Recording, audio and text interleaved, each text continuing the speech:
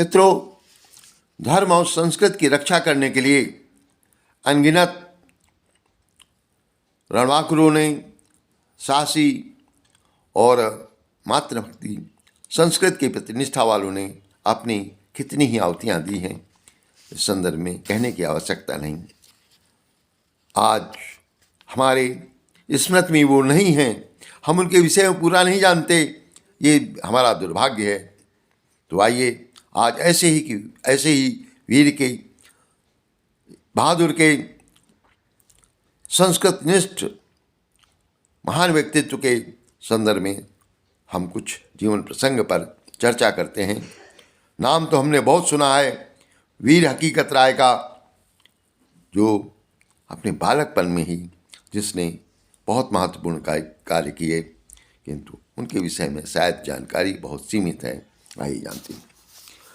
मुगल शासनकाल में फारसी भाषा का अत्यधिक महत्व था, क्योंकि अधिकतर कार्य फारसी में होते थे और फारसी पढ़ाने के लिए मौलवी लोग मदरसे तथा मकतब चलाते थे।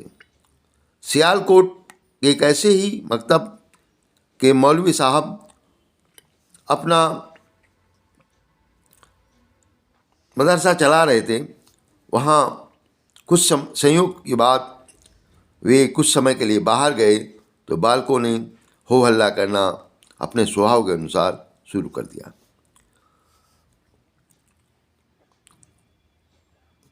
सभी बालक इसमें अपनी अपनी बातों की चर्चा कर रहे थे। केवल एक बालक इन सब उच्छृंखलताओं से अलग बैठा अपनी पुस्तक पढ़ने में मग्न था। वह बालक पढ़ने में सबसे आगे था, इसी कारण उससे कुछ मंदबुद्धि मुसलमान लड़के जलते थे। दूसरा कारण इस बालक का हिंदू होना था। उन्होंने उसे छेड़ने के लिए हिंदू देवी देवताओं को गालियाँ देना आरंभ किया। इस बालक को यह सहन नहीं हुआ। बालक अपनी माताजी को गीता रामायण पढ़ते सुनता था। उनकी हिंदू देवी देवताओं की पर बड़ी श्रद्धा थी। गीता तो उसे बहुत ही प्रिय लगती थी। उसने उन मुसलमान बालकों को समझाया, तुम हमारे देवी देवताओं को गाली क्यों दे रहे हो? ये गलत है। हम भी तुम्हारे पैगंबर को गाली दें तो तुम्हें बुरा नहीं लगेगा? इस पर वे और भी जोर से गालियां देने लगे। हिंदू हकीकत राय को यह सहन नहीं हुआ और उसने भी अल्लाह को उल्टा सीधा कहना प्रारंभ कर दिया। मौलवी के आने पर इन उच्छृंखल बालकों ने नमक मिर्च लगाकर हकीकत राय की शिकायत की। मौलवी यह सुनकर आग बबूला हो गया। उसने हकीकत को डांटा। बालक के मन में शिक्षक के प्रति श्रद्धा थी, पर वह सत्य कहने का साहस रखता था। उसने प्रतिवाद किया। वह अपनी गलती नहीं मानी। मुसलमानों के शासन में एक हिंदू उनके देवताओं को उल्टा सीधा कहने का साहस करे, ये मौलवी को सहन न हुआ। बात न्यायालय तक पहुंची। न्याय भी उन दिनों मुल्ला मौलवी ही करते थे। बालक को मृत्युदंड की सजा देने का निर्णय हुआ। मौलवी ने इस बालक को बहुत समझाया कि वह अपना धर्म छोड़कर मुसलमान बन जाए तो उसे जीवन दान ही नहीं और कोई बड़ा पद भी मिल जाएगा। उसके माता पिता ने भी समझाया, बेटा मुसलमान धर्म स्वीकार कर लो, इस्लाम को स्वीकार कर लो, अरे कम से कम तुम्हारी जान तो बच जाएगी। किंतु हकीकत राय ने स्पष्ट कहा, उसने मन में विचार किया कि मृत्यु आज नहीं तो कल तो हो ही जाएगी। फिर धर्म और सत्य को छोड़कर जीवन की मैं भीख मांगूं, मुझे उचित नहीं लगता। माँ रोज गीता पढ़ती है, उसमें लिखा है कि आत्मा पुराने कपड़े की तरह एक शरीर छोड़कर नए कपड़ों की तरह दूसरा शरीर धारण करती है। वह न तो आग में जलती है और न शस्त्रों से काटी जा सकती है। फिर मैं इस शरीर का क्यों मोह करूं? उसने कहा,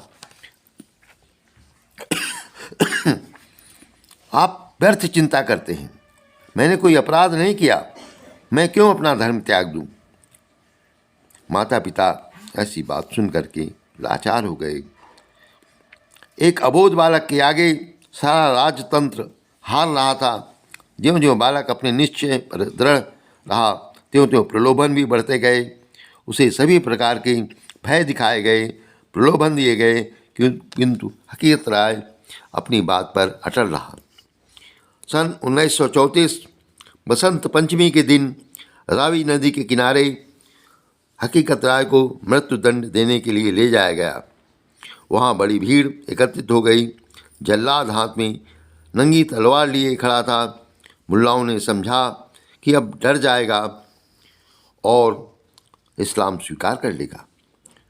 उन्होंने कहा, बोलो, जिंदगी चाहते हो या मौत? निर्भीक स्वर में हकीकत राय ने कहा, आप न तो मुझे मौत दे सकते हैं न जिंदगी, जो करना है करें। सिर काटने का आदेश हुआ और उन जल्लादों के हाथ से भी तलवार छूट पड़ी। उसे भी दया आ गई, पर हकीकत ने तलवार उठाकर उसे पुनः थमा दी और कहा, तुम अपना कर्तव्य पूरा करो।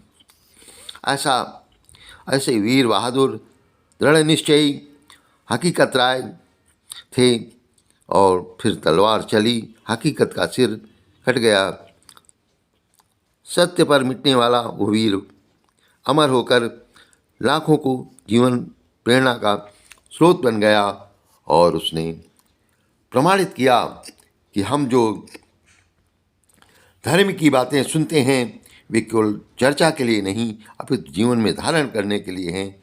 ऐसे वीर हकीकत राय को विषम परिस्थितियों में अपने धर्म एवं संस्कृति के प्रति दृढ़ निष्ठा रखने के लिए हम सादर नमन करते हैं, वंदन करते हैं, अभिनंदन करते हैं और एक मन में प्रेरणा लेते हैं।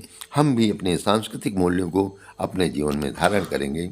मित्रों, इस संदर्भ में अपने विचार, अपने कमेंट अवश्य दें और चैनल को सब्सक्राइब कर इसे आगे बढ़ाने का प्रयास करें। बहुत बहुत धन्यवाद। कृपया चैनल को लाइक, सब्सक्राइब और शेयर अवश्य करें। धन्यवाद।